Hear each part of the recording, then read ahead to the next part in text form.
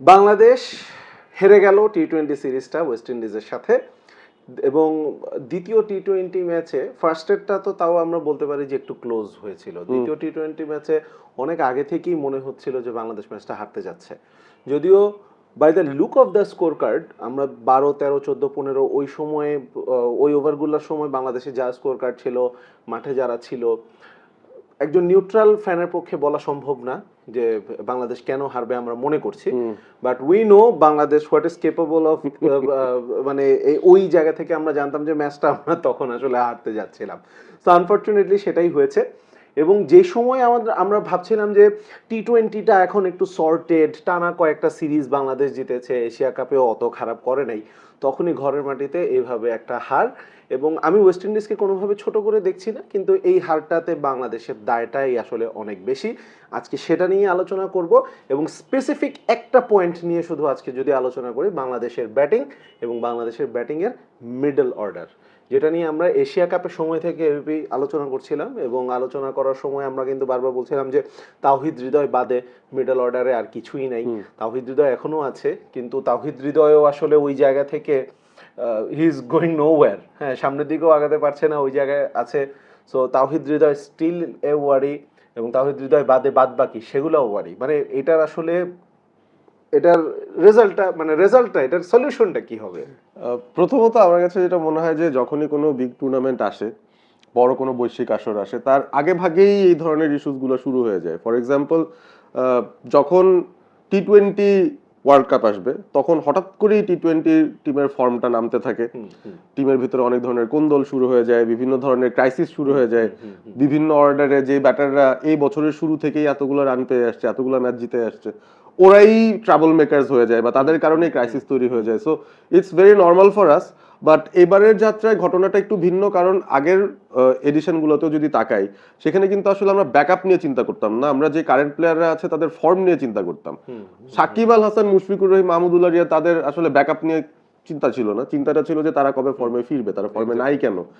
এখন যে বাংলাদেশ, এখন যে ট্রানজিশনের বাংলাদেশ, এই বাংলাদেশ দলটায় মোস্ট অফ দ্য প্লেয়ার যারা টি-20 খেলতেছে 50 অড ম্যাচেস মেবি, সবারই অ্যাভারেজে কাছাকাছি একটা নাম্বার অফ ম্যাচেস খেলা। সো ওই জায়গা থেকে none of their places are bona fide যে তারা হচ্ছে একদম এস্টাবলিশ স্টেবল।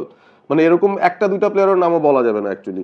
বোলিং এন্ডে বলা যেতে পারে, ব্যাটিং এন্ডে প্রায় প্রত্যেকটা এন্ডই লুজ এন্ডস, মানে যে কেউই তাদের জায়গা হারিয়ে ফেলতে পারে। সো এই সিচুয়েশনটার কারণেই আমরা আরো বেশি কনফিউজড, কারণ এখন যতটুকু টাইম বাকি ওয়ার্ল্ড কাপের আগে, যে প্রবলেমগুলো হচ্ছে কেন হচ্ছে সেটা নিয়েও নিশ্চয়ই আমরা একটু টাচ হয়তো করে যাব যে আর দে গেটিং ফাউন্ড আউট এখন।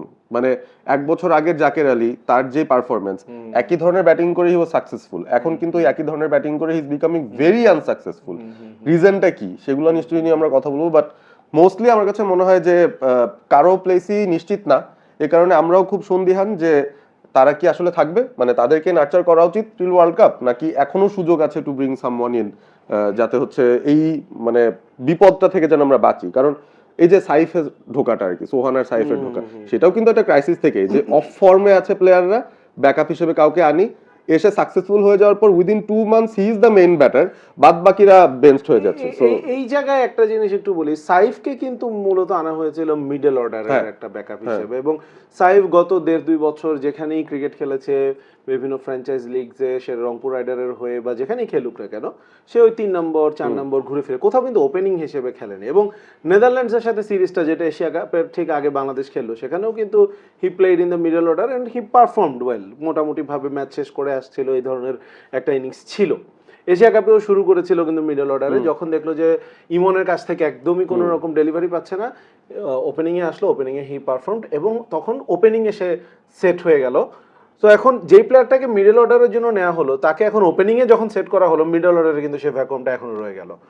Going back to the point, তুমি অলরেডি যেটা রেজ করছো, জাকের আলী অনেক মানে প্রথমে তো টিম ম্যানেজমেন্ট আমার কাছে মনে হচ্ছে যে একটুখানি ক্লুলেস। যখন লিটন ইনজুর্ড হলো, তখন তাকে ক্যাপ্টেন বানানো হলো, লিটন আসার পরে সে প্লেয়ারটাই দল থেকে বাদ। ক্যাপ্টেন হিসেবে সে কিন্তু অত খারাপ করে নাই, ইভেন ওই সিরিজে ব্যাটার হিসেবেও আমি বলবো যে হি ডিড ওকে। এশিয়া কাপেও শ্রীলঙ্কার সাথে একটা ক্রাইসিস মোমেন্টে ভালো ইনিংস ছিল। Of course the Jaker Ali we know, যাকে দেখে অ্যাকচুয়ালি আমরা এত কথা বলছি যে পাওয়ার হিটার, ভালো শেষ করতে পারে, সেই জাকের আলীটা missing, but he was scoring. কিন্তু মানে কনফিডেন্সের এত অভাবে সে ভুগছে, বিশেষ করে গতকালকের টি-20টাতে আমি বলবো যে যেটা আমার কাছে খুব খারাপ লেগেছে, আমি একটুখানি এমপ্যাথাইজ করবো জাকের আলীর সাথে, সেটা হচ্ছে যে the whole stadium was booing which was not right. Not right, দিন শেষে এটা ভাই আমাদেরই দল, অ্যাটলিস্ট যখন সে পারফর্ম করতেছে let's try to back him. Boo যদি করতেই হয় স্টেডিয়ামে অ্যাটলিস্ট আউট হয়ে আসার সময় করেন, কোনো সমস্যা নাই, কিন্তু যখন প্লেয়ারটা খেলছে একটা দুইটা ডট বল হচ্ছে, হি হ্যাজ দ্য অ্যাবিলিটি সেটা ফিল আপ করে দেওয়ার, কিন্তু যখন একটা ফুল হাউস স্টেডিয়াম তাকে বু করতেছে, তাও ঘরের মাঠে, মানে এবং তখন actually for the first time in my life Jaker আলীর ক্যারিয়ারে, সেটা ফ্র্যাঞ্চাইজ ক্রিকেট হোক ইন্টারন্যাশনাল ক্রিকেট হোক, আমি তাকে কনফিডেন্সের অভাবে ভুগতে দেখছি। এটা নিয়ে যদি একটু ছোট করে বলি, পরে আমরা যাবো ওর ব্যাটিংয়ে। So what do you think about it? না, ইটস ট্রু, মানে কনফিডেন্সের অভাব প্লাস হচ্ছে অনেক সময় এরকম হয় যে when you are in a bad patch, when you are under pressure, try to hit yourself to back to form. So সিচুয়েশনটাও আসলে এমন ছিল, কনটেক্সটে এমন ছিল যে সুযোগ ছিল প্রথম থেকে হিট করার, বিকজ রান তুলতে হবে 8.5-9 করে, যে সময় জাকের আলী নামলো।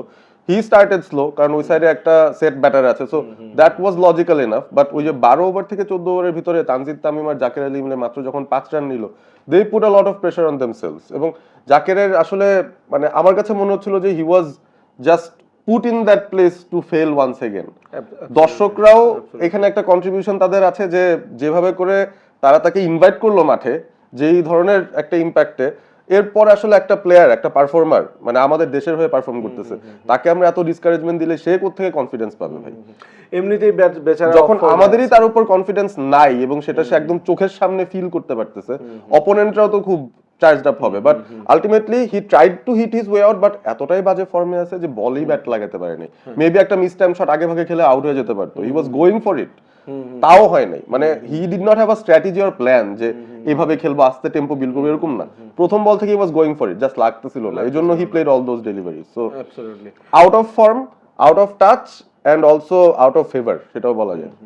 এখন ইভেন জাকের আলীর ক্ষেত্রে আমি বলবো যে এশিয়া কাপে আফগানিস্তানের সাথে একটা ম্যাচে যখন আজমাতুল্লাহ ওমরজাই লাস্টের দিকে একটা ওভার করতে এসে টানা সে অফ স্টাম্পের বাইরে স্লোয়ার দিয়ে যাচ্ছিল, Zaker Ali wanted to hit it through mid on mid wicket, এবং বারবার হচ্ছে যে সে মিস করতেছিল। The difference between that Zaker Ali and yesterday's Zaker Ali was যে ওই সময় ও জাস্ট ব্যাটে লাগাতে পারতেছিল না, কিন্তু একটা জিনিস দেখে মনে হচ্ছিল ব্যাটে যেটা লাগবে সেটা চলে যাবে, কারণ তার টাইমিং, সে মিস হিট গুলাতেও মনে হচ্ছিল যে টাইমিং ওয়াজ গুড। গতকালকে that timing was missing, maybe due to the lack of confidence. Having said that, যেটা একটু অ্যাড করি, সেটা হচ্ছে যে মোরালি ইথিক্যালি একটা জিনিস আমি সবসময় মানে বলি বা একটা জিনিস মেনে চলার চেষ্টা করি যে অফকোর্স আমাদের মনের মধ্যে অনেককে নিয়ে অনেক গ্রাজেস থাকতে পারে, মন খারাপ থাকতে পারে, but you should never hit someone when that person is down. যে অলরেডি মাটিতে পড়ে আছে তাকে লাথি মারাতে আসলে কোনো কৃতিত্ব নাই। জাকের আলীকে গতকালকে যেভাবে হোল স্টেডিয়াম বু করলো, মানে আমি বলবো যে as a fan we let ourselves down, এই ব্যাপারটা আসলে করা উচিত।